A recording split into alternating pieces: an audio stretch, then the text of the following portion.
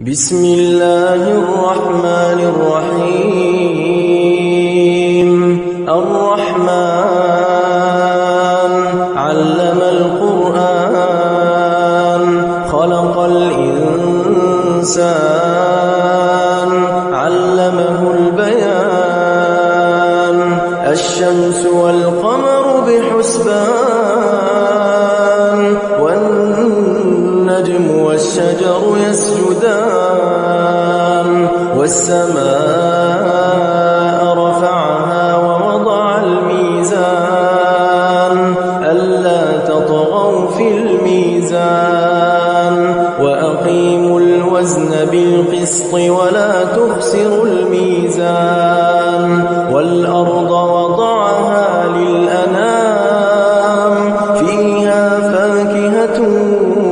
والنخل ذات الأكمام والحب ذو العصف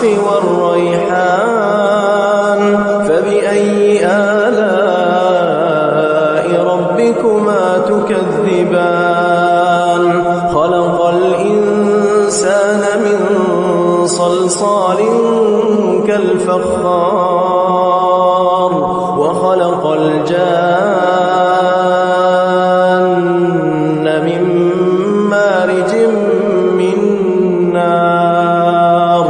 فبأي آلاء ربكما تكذبان رب المشرقين ورب المغربين فبأي آلاء ربكما تكذبان مرج البحرين يلتقيان بينهما برزخ لا يبغيان فبأي آلاء يخرج منهما اللؤلؤ والمرجان فبأي آلاء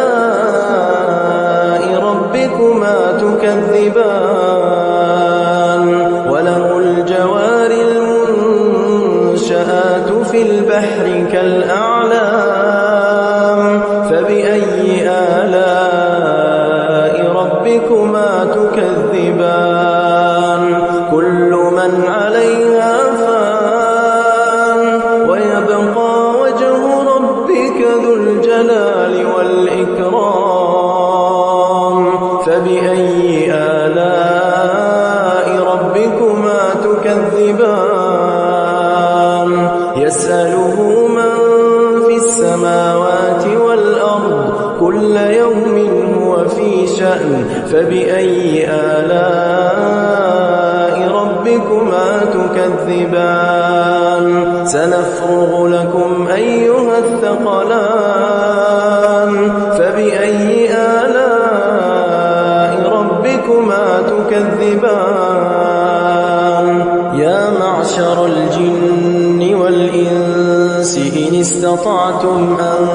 تنفذوا من أقطار السماوات والأرض فانفذوا لا تنفذون إلا بسلطان فبأي آلاء